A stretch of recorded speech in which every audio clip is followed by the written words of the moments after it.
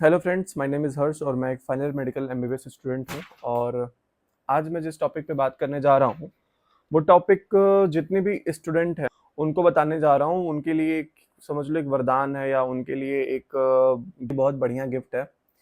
और वो ये चीज़ है कि जब वो पढ़ते हैं तो उनको समझ में नहीं आता कि पढ़ा कैसे जाए। ठीक है, जैसे मैं भी अपने 10th और 11th 12th में किसी चीज़ को याद करने के लिए 10 बार रटता था। जैसे मान लो कि A is equal to B plus C था, तो मैं बार बार A is equal to B plus C, B plus C, B plus C, B plus C ऐसे रटता रहता था। और एक्चुअल में मुझे पता कब चला या पता कैसे चला कि एक्चुअल में चीज़ें याद कैसे होती हैं। जब मैं अपने प्रिपरेशन फेज में था तो वहाँ पे एक फिजिक्स के फैकल्टी थी, उन्होंने मुझे बताया कि कोई भी चीज़ हो उसको याद करने का सबसे अच्छा तरीका है रिकॉलिंग। अब रिकॉलिंग पे मैं बात करने जा रहा हूँ, क्या चीज़ है, कैसे ये काम करती है। ठीक है, तो इस चीज़ के लिए सबसे पहली चीज़ कि जो भी आपको पढ़ाया जाता है, पहली बात अपने दोनों कान, दोनों आँख, हर चीज़ को खोल के रखना है और सुनना है। सिर्फ सुनना है और सुनना है कि वो फैकल्टी क्या बोल रहा है। जब आप सुन लेते हो और साथ ही साथ आपको जो वो फैकल्टी बोल रहा है उसको पेन और पेपर उठाओ, नोट्स पे लिख दो। लिखते जाओ, लिखते जाओ। कोई भी चीज़ वो बोले और तुमसे मिस नहीं होनी चाहिए। आपका पेन चलता रहना चाहिए और वो बोले सुन चलता रहना चाहिए। ठीक है, तो जो भी वो बोले उसको लिख लो। ठीक है, लिख लिया। अब तरीका क्या है, कैसे याद रहे चीजें। अब आपने अगर फुल अटेंटिव होकर के क्लास लिया है तो आपको मान के चल रहा हूँ, अगर क्लास के बाहर कोई पूछे कि क्या पढ़ाया सर ने या मैम ने, आप 40-50% चीजें बता दोगे कि मैम ने ये ऐसे ऐसे बताया, सर ने ऐसे ऐसे चीजें बताई। अब वो चीज अगर आपने रिवाइज नहीं की तो 1 से 2 दिन के अंदर 10 to 20% में आ जाएगी। 10 to 20%। और वही अगर एक हफ्ते आपने नहीं रिवाइज किया, एक हफ्ते, तो वो ऑलमोस्ट जीरो हो जाएगी। तो हमारे ब्रेन को जब कोई चीज़ बार बार स्टिमुलस मिलती है तो उसकी मेमोरी बन जाती है। तो सिमिलरली जब आप रिकॉलिंग करते हो, रिकॉलिंग से मेरा मतलब है एक्टिव रिकॉलिंग। ठीक है, आप सोच रहे हो। ठीक है, अब जैसे आपने पढ़ लिया, वो चीज़ आपने नोट्स बना ली, सब कुछ कर ली।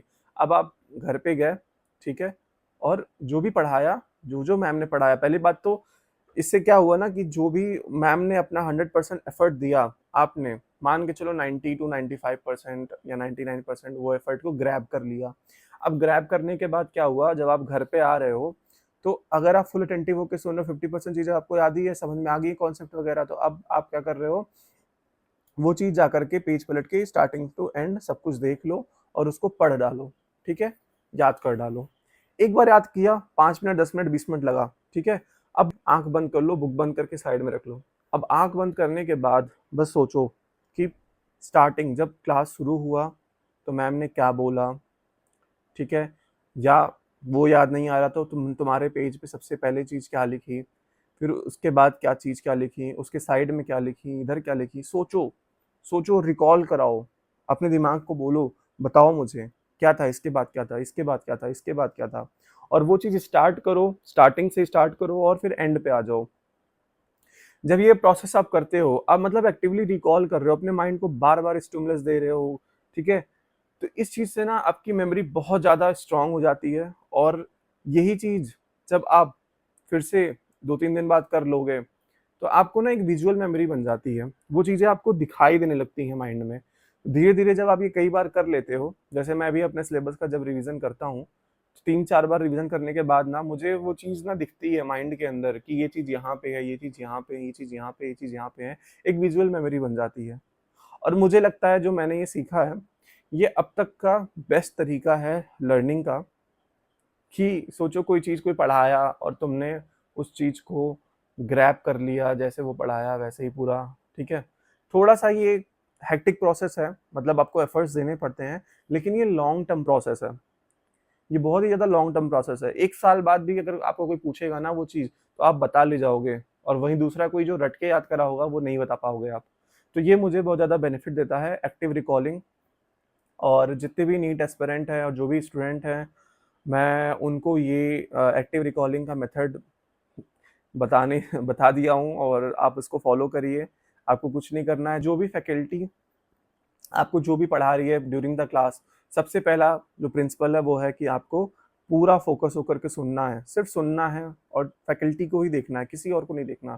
फैकल्टी को देखो, उसके एक्सप्रेशन को देखो, रिलेट करो, जो वो बोल रहा है उससे रिलेट करो, ठीक है। ये प्रोसेस हो गया। दूसरा प्रोसेस है आपका हाथ। हाथ रुकना नहीं चाहिए, जो जो बोल रहा है सुन रहे हो, लिखते रहो लिखते रहो लिखते रहो लिखते रहो। लिखते हो गए, यहाँ से यहाँ तक की प्रोसेस क्लियर हो गया। घर पे आए, घर पे आए तो या तो तुम अभी से शुरू कर दो रिकॉल करना कि इस क्लास में ये चला ये चला ये चला। और इन केस चलो ठीक है, आपका ब्रेन थक चुका होता है ड्यूरिंग क्लास, आप 6-6 घंटे की क्लास में बैठे रहे होते हो, तो कोई बात नहीं, जितना हो पाए रिकॉल करो, कॉपी देख लो। कॉपी देख लिया, कॉन्सेप्ट क्लियर हो गया, सब कुछ समझ में आ गया।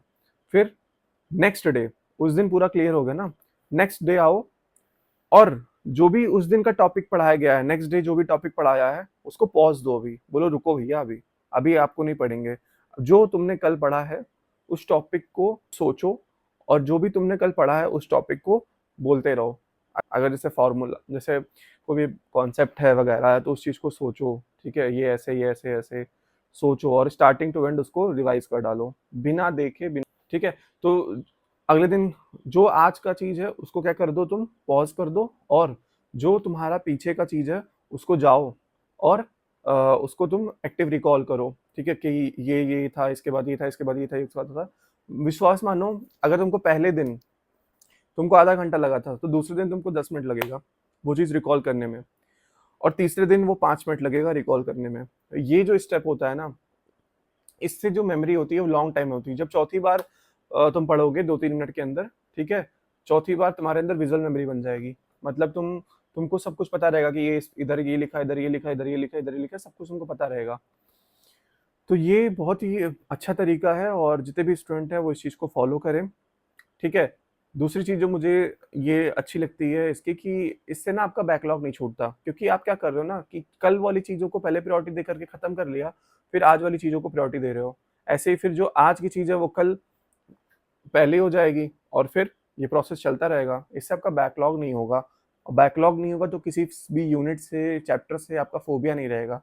जैसे ड्यूरिंग द प्रिपरेशन जब कोई चीज़ से डर लग जाता है और उसका क्वेश्चन आ जाता है तो उसको छोड़ देते हैं, स्किप कर देते हैं कि ये तो हमें आता नहीं है। तो वो चीज़ से आप एकदम फ्री हो जाओगे, काफ़ी बेनिफिट देगा आपको। तो जितने भी लोग तैयारी कर रहे हैं, चाहे वो ऑनलाइन चाहे वो ऑफलाइन, कोचिंग सेंटर्स के अंदर, बड़े-बड़े कोचिंग सेंटर में, चाहे वो नीट की तैयारी कर रहे हो या कोई भी तैयारी कर रहे हो, आई थिंक ये तरीका बेस्ट तरीका होता है। और इस चीज़ को आप करिए और आपको 100% सक्सेस मिलेगा। अगर आपको मेरा ये तरीका जो एक्टिव रिकॉलिंग का है, अगर वो आपको समझ में आ गया है और अगर आपको मेरी ये वीडियो पसंद आ गई है, तो मैं चाहता हूँ कि मेरी ये वीडियो उन सभी ज़रूरतमंद तक पहुँचे जिनको आइडिया ही नहीं कि पढ़ाई कैसे की जाती है या चीज़ों को याद कैसे रखा जाता है, साइंटिफिकली कैसे उस चीज़ को मेमोराइज़ कर सकते हैं और लॉन्ग टर्म मेमोरी बनाया जा सकता है। तो प्लीज़ इस वीडियो को जितना हो सके दबा के शेयर करिए। अगर आप पेरेंट्स हैं तो अपने बच्चों को, फ्रेंड्स को और रिलेटिव्स को जहाँ हो सके दबा के शेयर करिए और उनको ये प्रोसेस बताइए। और विश्वास मानिए आपको इससे पक्का बेनिफिट मिलने वाला है। तो मेरा ये वीडियो पसंद आया हो तो प्लीज़ इस चैनल को सब्सक्राइब कर लिए। मैं बहुत एफर्ट दे रहा हूँ इस चैनल को ग्रो करने के लिए। और लाइक शेयर और कमेंट ज़रूर करिए अगर आपको मेरा ये तरीका पसंद आया हो तो।